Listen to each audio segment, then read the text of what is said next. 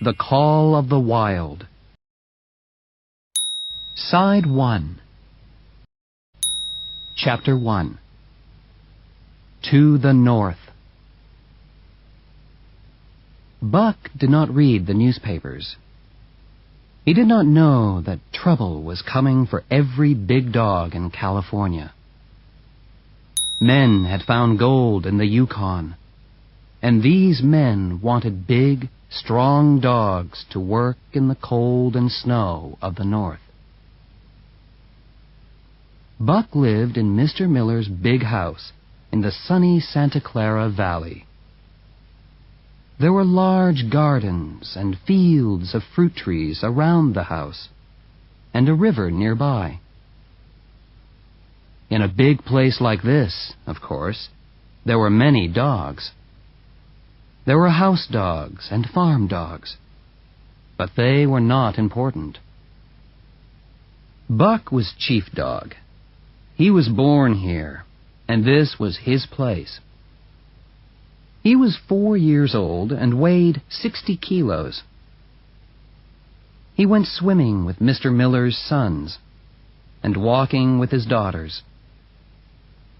He carried the grandchildren on his back, and he sat at Mr. Miller's feet in front of the fire in winter. But this was 1897, and Buck did not know that men and dogs were hurrying to northwest Canada to look for gold. And he did not know that Manuel, one of Mr. Miller's gardeners, needed money for his large family.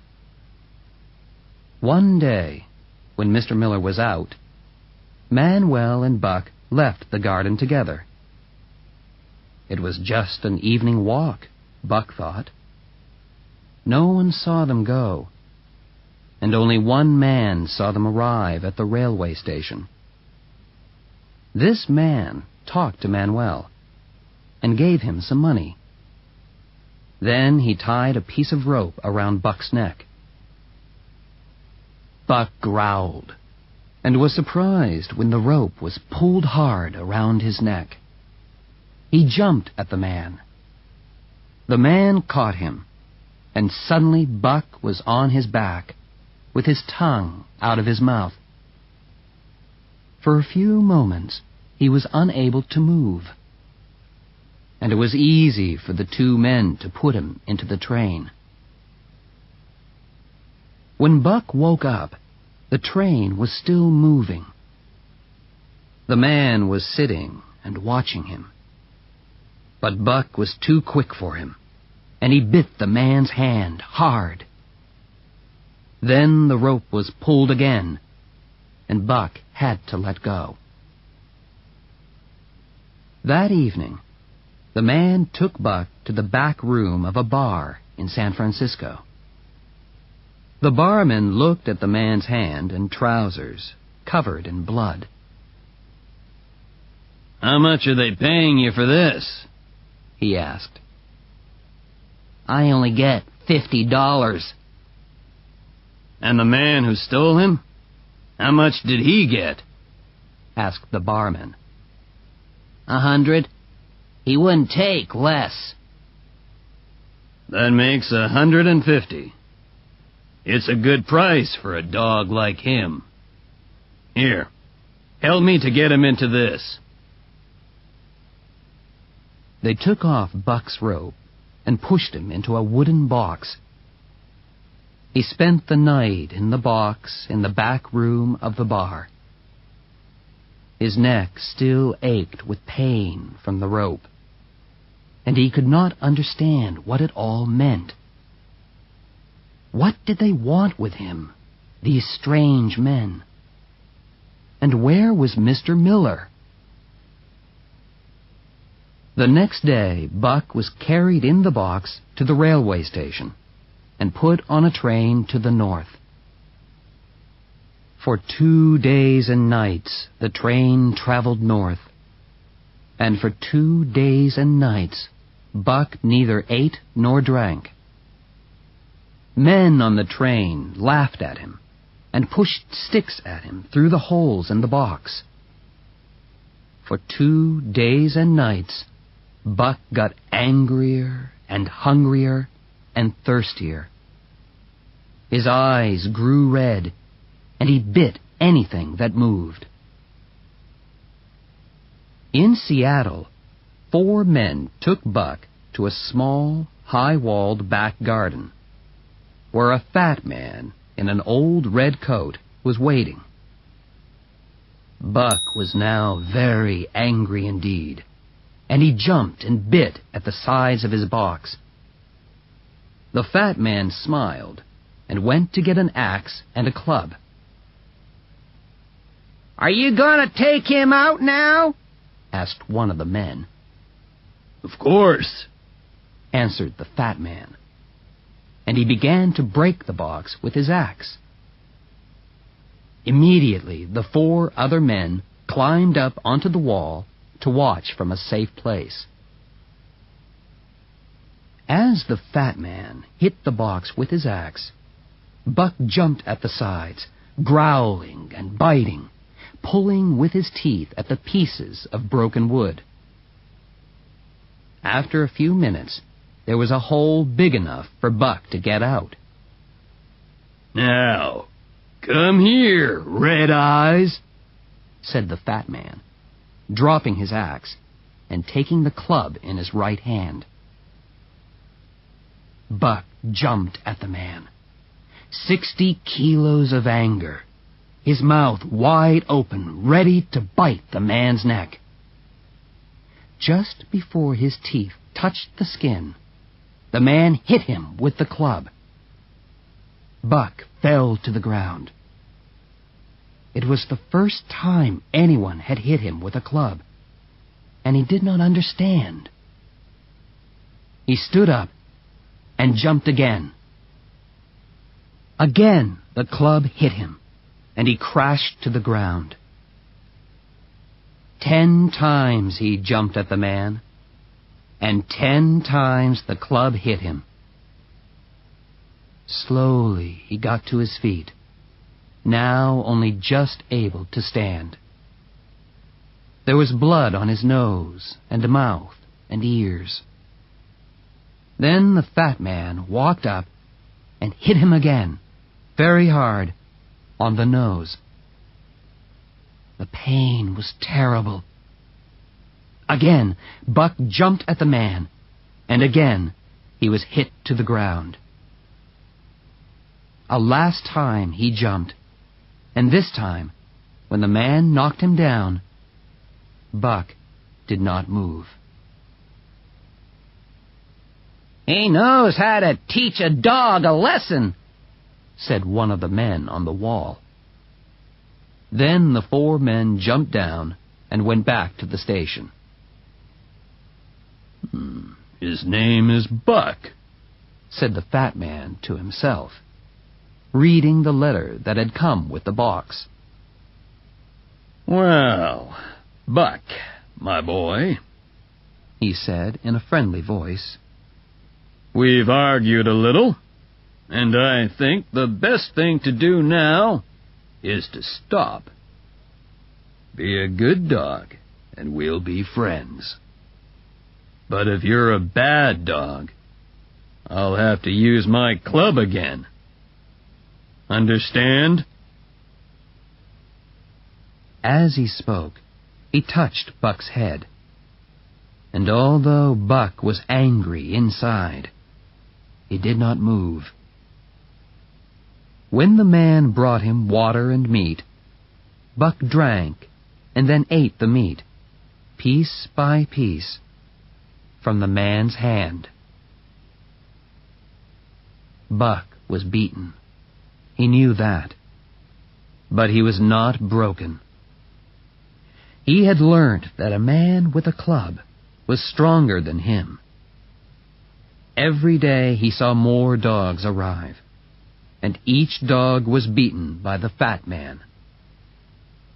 Buck understood that a man with a club must be obeyed, although he did not have to be a friend. Men came to see the fat man and to look at the dogs. Sometimes they paid money, and left with one or more of the dogs. One day, a short, dark man came and looked at Buck.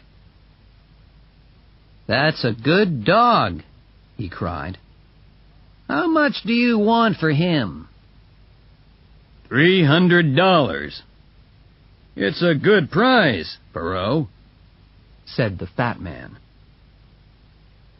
Perrault smiled and agreed that it was a good price. He knew dogs, and he knew that Buck was an excellent dog. 1 in 10,000, Perrault said to himself. Buck saw money put into the fat man's hand, and he was not surprised when he and another dog called Curly were taken away by Perrault. He took them to a ship, and later that day Buck and Curly stood and watched the coast get further and further away. They had seen the warm South for the last time. Perrault took Buck and Curly down to the bottom of the ship. There they met another man, Francois. Perrault was a French-Canadian, but Francois was half Indian, tall and dark. Buck learnt quickly that Perrault and Francois were fair men, calm and honest, and they knew everything about dogs. There were 2 other dogs on the ship. One was a big dog called Spitz, as white as snow. He was friendly to Buck at first, always smiling. He was smiling when he tried to steal Buck's food at the first meal. Francois was quick and hit Spitz before Buck had time to move. Buck decided that this was fair and began to like Francois a little. Dave, the other dog, was not friendly. He wanted to be alone all the time. He ate and slept and was interested in nothing. One day was very like another, but Buck noticed that the weather was getting colder. One morning, the ship's engines stopped, and there was a feeling of excitement in the ship. Francois leashed the dogs and took them outside. At the first step, Buck's feet went into something soft and white. He jumped back in surprise. The soft, white thing was also falling through the air, and it fell onto him. He tried to smell it, and then caught some on his tongue. It bit like fire, and then disappeared. He tried again, and the same thing happened. People were watching him and laughing, and Buck felt ashamed, although he did not know why. It was his first snow. Chapter 2. The Law of Club and Tooth. Buck's first day at Dyea Beach was terrible. Every hour there was some new, frightening surprise. There was no peace, no rest, only continual noise and movement. And every minute there was danger, because these dogs and men were not town dogs and men. They knew only the law of club and tooth. Buck had never seen dogs fight like these dogs. They were like wolves. In a few minutes, he learnt this from watching Curly.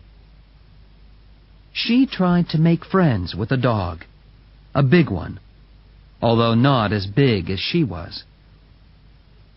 There was no warning. The dog jumped on Curly, his teeth closed together.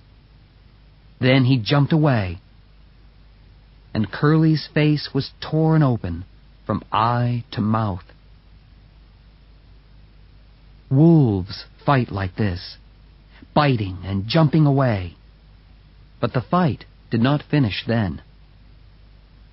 30 or 40 more dogs ran up and made a circle around the fight, watching silently. Curly tried to attack the dog who had bitten her.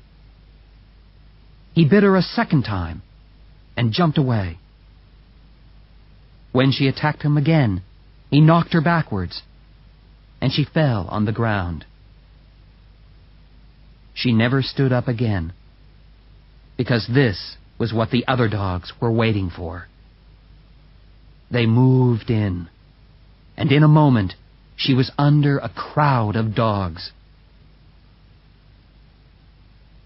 It was all very sudden. Buck saw Spitz run out from the crowd with his tongue out of his mouth, laughing. Then he saw Francois with an axe, and 2 or 3 other men with clubs jump in among the dogs. 2 minutes later, the last of the dogs was chased away. But Curly lay dead in the snow, her body torn almost to pieces. Curly's death often came back to Buck in his dreams. He understood that once a dog was down on the ground, he was dead. He also remembered Spitz laughing, and from that moment he hated him. Then Buck had another surprise. Francois put a harness on him. Buck had seen harnesses on horses, and now he was made to work like a horse, pulling Francois on a sledge into the forest and returning with wood for the fire. Buck worked with Spitz and Dave. The 2 other dogs had worked in a harness before, and Buck learnt by watching them. He also learnt to stop and turn when Francois shouted. "Those 3 are very good dogs," Francois told Perrault.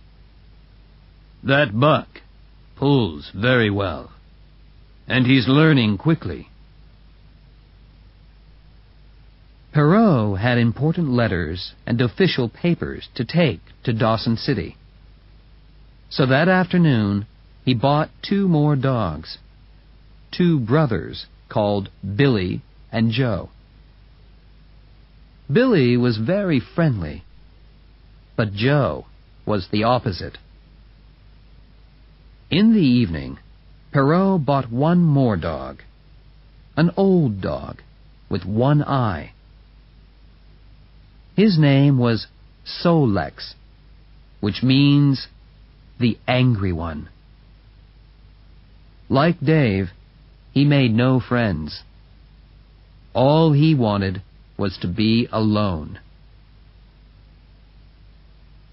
That night, Buck discovered another problem. Where was he going to sleep? Francois and Perrault were in their tent, but when he went in, they shouted angrily and threw things at him. Outside it was very cold and windy. He lay down in the snow, but he was too cold to sleep. He walked around the tents, trying to find the other dogs. But, to his surprise, they had disappeared. He walked around Perrault's tent, very, very cold.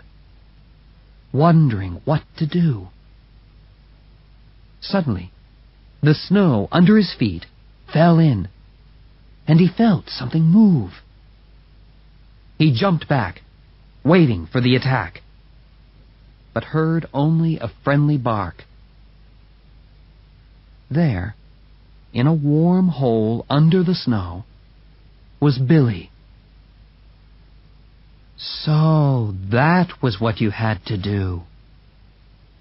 Buck chose a place, dug himself a hole, and in a minute he was warm and asleep. He slept well, although his dreams were bad. When he woke up, at first he did not know where he was. It had snowed in the night, and the snow now lay thick and heavy above him. Suddenly, he was afraid. The fear of a wild animal when it is caught and cannot escape. Growling, he threw himself at the snow, and a moment later, he had jumped upwards into the daylight. He saw the tents and remembered everything, from the time he had gone for a walk with Manuel to the moment he had dug the hole the night before. "What did I say?" shouted Francois to Perrault when he saw Buck come up out of the snow. "That Buck learns quickly." Perrault smiled slowly. He was carrying important papers, and he needed good dogs. He was very pleased to have Buck. They bought 3 more dogs that morning, and a quarter of an hour later, all 9 dogs were in harness and on their way up the Daya Canyon. Buck was not sorry to be moving, and although it was hard work, he almost enjoyed it. He was also surprised to see that Dave and Sol-leks no longer looked bored and miserable. Pulling in a harness was their job, and they were happy to do it. Dave was sledge dog, the dog nearest to the sledge. In front of him was Buck. Then came Sol-leks. In front of them were the 6 other dogs, with Spitz as leader at the front. Francois had put Buck between Dave and Sol-leks because they could teach him the work. Buck learnt well, and they were good teachers. When Buck pulled the wrong way, Dave always bit his leg, but only lightly. Once, when they stopped, Buck got tied up in his harness, and it took 10 minutes to get started again. Both Dave and Sol-leks gave him a good beating for that mistake. Buck understood, and was more careful after that. It was a hard day's journey, up the Daya Canyon and into the mountains. They camped that night at Lake Bennett. Here there were thousands of gold miners. They were building boats to sail up the lake when the ice melted in the spring. Buck made his hole in the snow and slept well, but was woken up very early and harnessed to the sledge. The first day, they had traveled on snow that had been hardened by many sledges, and they covered 60 kilometers. But the next day, and for days afterwards, they were on new snow. The work was harder, and they went slowly. Usually, Perrault went in front, on snowshoes, flattening the snow a little for the dogs. Francois stayed by the sledge. Sometimes the two men changed places. But there were many small lakes and rivers, and Perrault understood ice better. He always knew when the ice across a river was very thin. Day after day, Buck pulled in his harness. They started in the morning before it was light, and they stopped in the evening after dark, ate a piece of fish, and went to sleep in their holes under the snow. Buck was always hungry. Francois gave him 750 grams of dried fish a day, and it was never enough. The other dogs were given only 500 grams. They were smaller and could stay alive on less food. Buck learned to eat quickly. If he was too slow, the other dogs stole his food. He saw Pike, one of the new dogs, steal some meat from the sledge when Perrault wasn't looking. The next day, Buck stole some and got away unseen. Perrault was very angry, but he thought another dog, Dub, had taken it, and so punished him instead of Buck. Buck was learning how to live in the north. In the south, he had never stolen, but there he had never been so hungry. He stole cleverly and secretly, remembering the beatings from the man with the club. Buck was learning the law of club and tooth. He learned to eat any food, anything that he could get his teeth into. He learned to break the ice on water holes with his feet when he wanted to drink. He was stronger, harder, and could see and smell better than ever before. In a way, he was remembering back to the days when wild dogs traveled in packs through the forest, killing for meat as they went. It was easy for him to learn to fight like a wolf, because it was in his blood. In the evenings, when he pointed his nose at the moon and howled long and loud, he was remembering the dogs and wolves that had come before him.